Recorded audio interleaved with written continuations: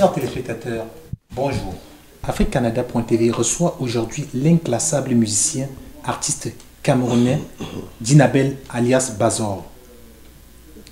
Avec ses mélodies sensuelles et langoureuses, il est reconnu comme l'incontestable meilleur crooner de la musique camerounaise.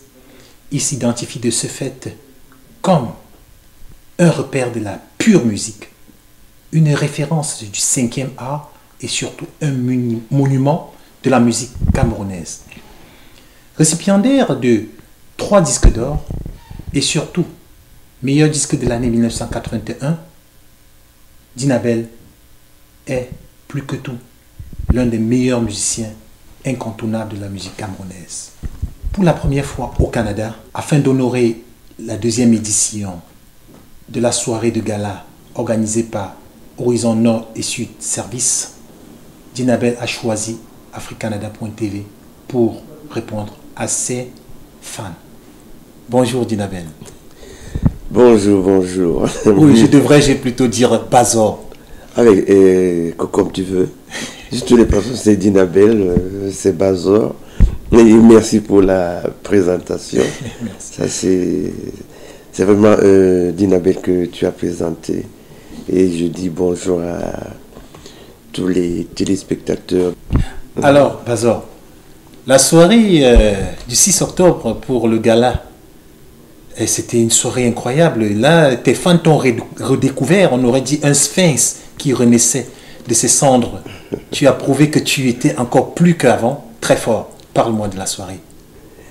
Oui, effectivement, je suis invité au Canada pour cette soirée de l'excellence. Absolument. Oui.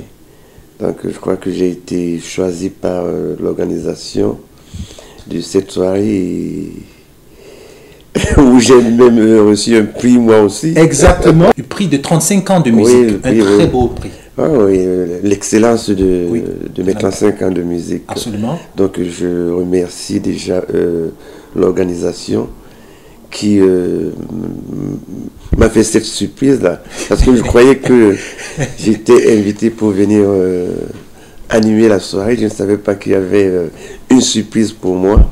Et je dis encore merci à l'organisation pour ce trophée, pour c'est cette considération qu'on a donnée à ma personne. Et je crois que c'est pas la première et la dernière fois. Vu la prestation que tu as eue ce soir-là, moi personnellement, je suis dans la famille de tous les fans, je suis vraiment l'un des meilleurs. Je suis ton fan, j'étais vraiment séduit parce que tu as incendié, c'était vraiment un feu incandescent que tu as mis, tu dansais comme un enfant de 12 ans. Je crois qu'il faut faire sérieusement ce qu'on fait.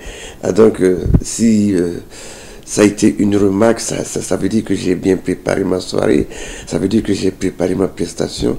Et puis, je crois quand même qu'après 35 ans, on a l'expérience de ce qu'on fait. Après 35 ans de musique, il ne fallait pas que vous soyez étonnés de ma prestation. Ouais. Ça, c'est vrai. Et je vous rappelle que sa prestation a été tellement bonne que tous les fans ne voulaient plus partir. Dinabel, d'où vient la passion de la musique? La musique est dans ma famille. Parce que j'ai pas vu mon grand-père paternel, mais on m'a dit qu'il a écrit des cantiques à mon église baptiste camerounaise. Mon papa même était un grand choriste dans cette église. Ah bon? Ma maman aussi. Mon grand-père maternel aussi faisait partie de la fanfare municipale de Douala. Donc ce qui veut dire que moi j'ai trouvé beaucoup de... Du côté de maman et même du côté de papa, j'ai trouvé que la musique est dans ces deux familles-là. Donc ça me surprend pas que je sois aussi cet artiste que mes grands-parents, que mes parents ont été.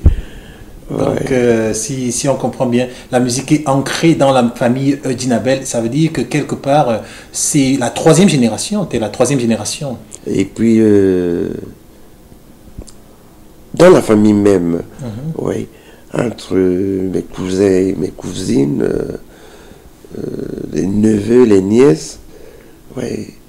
Et tout le monde est dans la musique, tout le monde joue un instrument, tout le monde chante quelque part, soit dans la variété, soit dans les cantiques. Donc, c'est une famille de musique, quoi. Bon. J'ai pas ramassé ça. Ok. Ouais. Ben, on dit que la paume ne tombe jamais très loin du pommier. Donc, ceci étant, on va enchaîner. C'est vrai que tout le monde est dans la musique, cependant, Dinabel, cette flamme, quand est-ce que ça commence vraiment et comment ça s'enchaîne avec le premier, les premiers soirées ou bien le premier album? Oui. De toute façon, ça a commencé par la chorale. Ok. Ouais, j'ai été choriste à la chorale d'Edaloba, okay, de l'église baptiste camerounaise. Okay. Et après, je suis rentré dans la variété il y a 35 ans. Okay. Quand j'ai retrouvé mes amis Ladji Touré, Toto Guillaume, wow, Jean-Claude Nemro, et Benny Wesley, wow, qui m'ont accompagné à la sortie de Yoma Yoma, qui était ma première livraison. Ah, d'accord. Oui. Donc c'était Yoma Yoma votre première livraison? Oui, c'était ma première livraison. Yoma Yoma, c'était un 45 tours géant. Et le deuxième album, c'était effectivement Mbemba Yo, qui a donc eu ce prix du disque de l'année en 1981. Wow. Oui. Et ça a suivi. Et c'était avec un orchestre ou bien c'était tout cet orchestre que vous venez de citer ou bien c'était juste un tube que vous avez fait personnellement? Non, j'ai travaillé longtemps avec ces personnes-là. Donc je parle de Ladji Touré, Toto Guillaume, et Benny Wesley, okay, Jean-Claude Nemro, okay, Sissi Dipoko. Ah, ça fait du bien de reprendre ces noms-là. Irène Somo. Wow. Oui, Cathy Lobet. On a travaillé longtemps. On a travaillé dans presque tous les premiers disques qui sont sortis. Vous êtes toujours en contact? On est toujours en contact, puisque quand il faut que je donne des concerts, je les appelle. Ils sont toujours s'ils sont disponibles, on fait l'affaire ensemble. On disait tout à l'heure qu'en 81, vous avez, grâce à l'album Mbemba Iyo, vous avez le disque de l'année. De l'année. Ok. Ouais. Et comment est-ce que ça se passe? Comment vous savourez ça? Mais comment je savoure ça? C'est-à-dire, je suis arrivé au Cameroun, okay, pour mes premiers concerts. Parce que j'ai donné mes premiers concerts au Cameroun en 1981.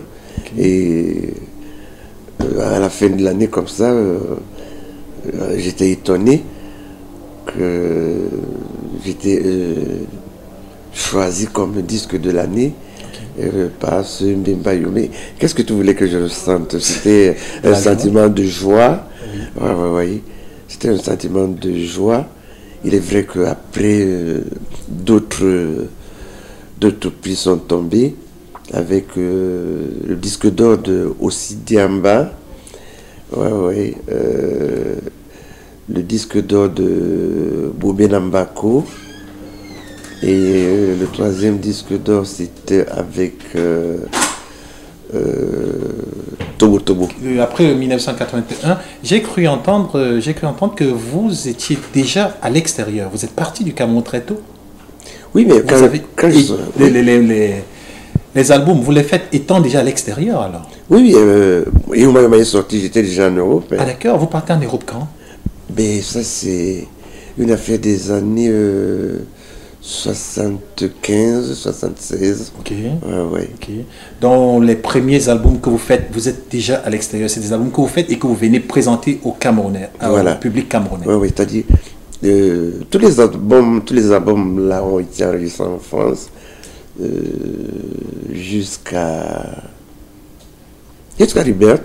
C'est le premier album que j'ai enregistré au Cameroun. Okay. Sinon, tous les autres ont été faits en France. C'est un peu comme le sens inverse. Il y a des gens, la plupart des musiciens, 99%, ils commencent au Cameroun, ils atteignent leur apogée par la France. Mais vous commencez par l'apogée des autres. Oui, mais ça s'explique parce qu'on n'avait pas encore tout ce qu'il y a maintenant pour les enregistrements.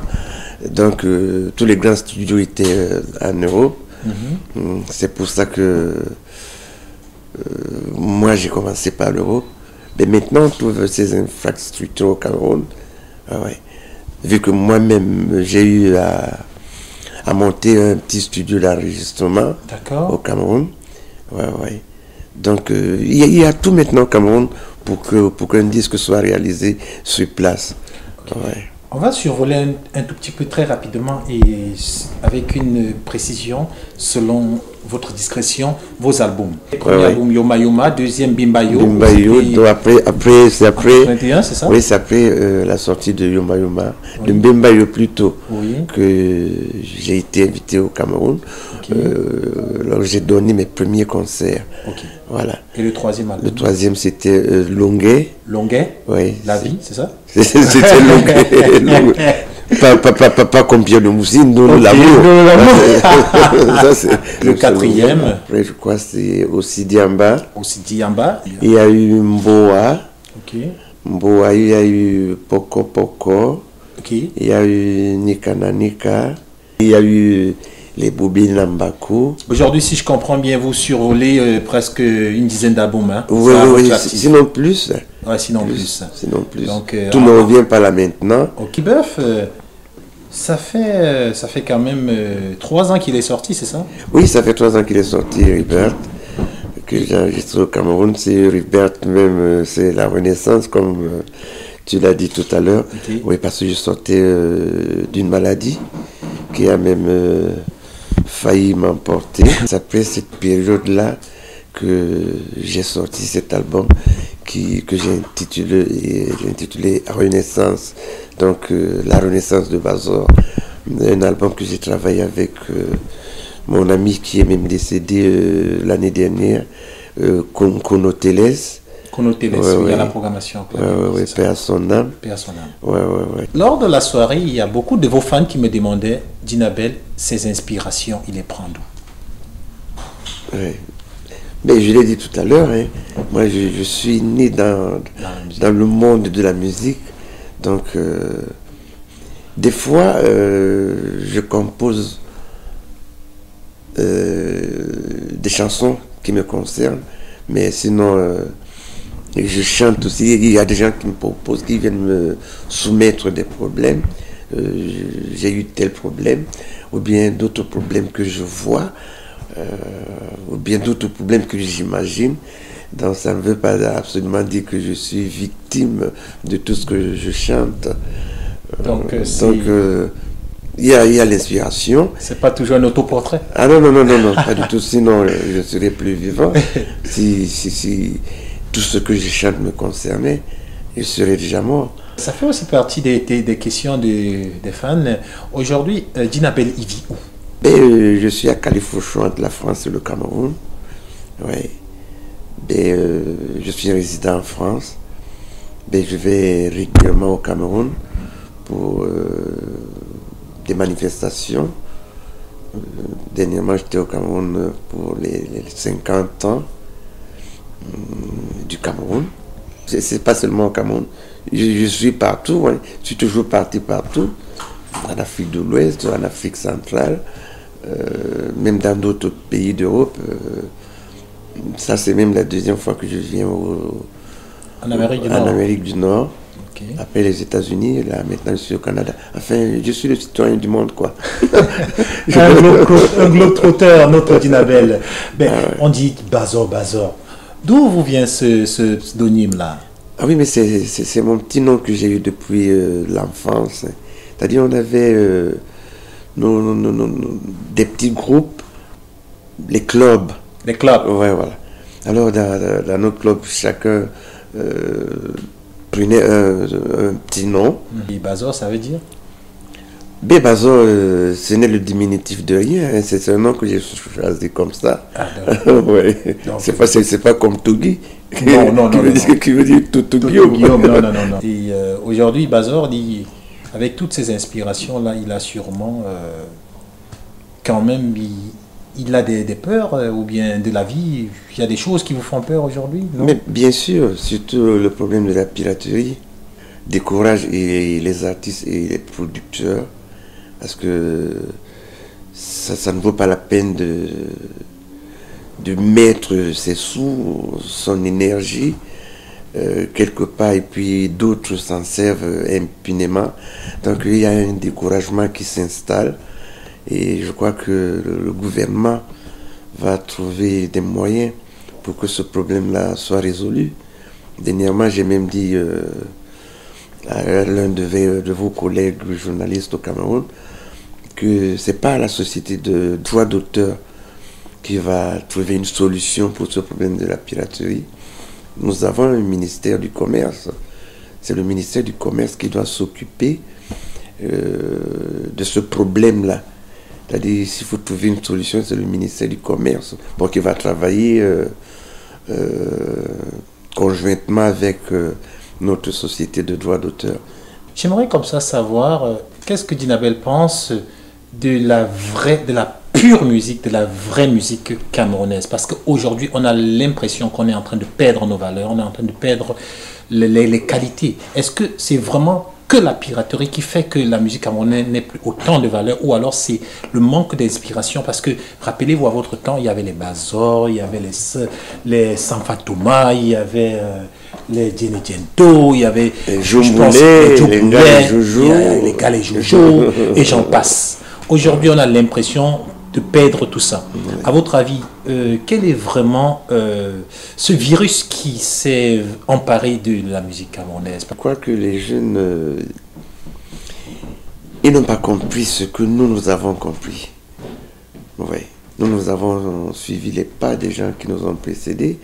Nous avons, je crois, remplacé d'une façon ou d'une autre valablement les Kambi brillants, les Tokoto Ashanti, les Misengo. Il est vrai qu'ils sont encore dans le monde de la musique, même s'ils ne sortent plus des albums, ils donnent quand même des concerts par-ci par-là. Mais les jeunes qui doivent nous remplacer ont vu un autre chemin, je ne sais pas, sur la course là, ou bien c'est pour la part du gain? Oui, rapide. Pour la part du gain rapide. Facile aussi. Donc, il y a un manque de sérieux dans ce qu'ils font maintenant. Mais je crois qu'avec le temps, comme ils sont en train de voir que la musique camerounaise est en train de perdre c'est-à-dire cette valeur, oui, cette qualité. La noblesse. La noblesse, exactement, c'est ça. Ouais. Ils sont en train de constater que des trucs comme Malabar de Jean Boulet, on le danse aujourd'hui, Yoma Yoma de Bazor, on le danse encore. Mais je vois ces jeunes-là, ils sortent un album qui disparaît, même, c'est-à-dire moins d'un an après. Donc ça, c'est justement ce manque de sérieux dans le boulot qui cause tout ça. Et moi, je leur demanderai de venir vers nous. Nous sommes à leur entière disposition. On voit comment Toto Guillaume, il s'arrange à sortir des albums des jeunes et leur donner une place qui est presque comme la nôtre. Aladji Touré, pareil, quand il fait ses arrangements. Avec les nouveaux arrangeurs, on ne fait que suivre. D'accord. Pour terminer avec ça, Djinabel, Bazor, quelles sont vos relations avec d'autres musiciens camerounais? Oui, mais... quel est l'état de ces relations? Vraiment, sans fausse modestie, je suis l'ami de tous les artistes. Ah. Et tous les artistes sont mes amis. Ah bon? Que ce soit mes aînés, que ce soit les gens de ma génération, que ce soit même ceux qui commencent maintenant. Je crois que j'ai des bons rapports avec tout le monde. On va piétiner un peu le sol de Djinabel. Est-ce qu'il est marié, Djinabel? Est-ce que c'est un cœur à prendre? Parce que le chouchou de ces dames, on adore écouter vos musiques et tout. Oui. On adore danser avec vous. J'ai remarqué lors de la soirée que toutes les femmes voulaient danser avec vous. J'ai essayé de me marier, mais ça n'a pas marché. Un cœur à prendre. Mais ça ne veut pas dire que j'ai mis une croix dessus. Absolument. Ouais, sinon, j'ai mes enfants et un jour, c'est sûr que je vais trouver ma compagne. On vous le souhaite beaucoup. Et pour terminer, à part la musique, c'est quoi les passions de d'Inabel? Il est vrai que mon métier me permet de voyager beaucoup, mais j'adore voyager. J'adore voyager. C'est-à-dire, je crois que c'est quelque chose de sacré pour moi, les voyages. Donc, heureusement que je fais un boulot qui me fait me déplacer à tous les coups. Et je suis aux anges quand je me déplace. Ah, donc pour le moment, Dinabel est comblé. Oui, ça va, ça va, ça va, ça va. Ça, c'est parfait. Donc, africanada.tv aujourd'hui vous remercie de nous avoir accordé cette entrevue. J'espère que ça a été pour vous, comme vous le vouliez. Oui, oui. Un dernier mot pour Donc, vos fans, un dernier mot pour nous. Oui, donc je crois que je vais faire un petit coucou à tout le monde qui va suivre cette intervention de Bazor. Je suis toujours le même Dinabel que vous avez connu il y a 35 ans. Et s'il faut que je continue à vous faire danser, je le ferai autant que je pourrai. À bientôt. Merci.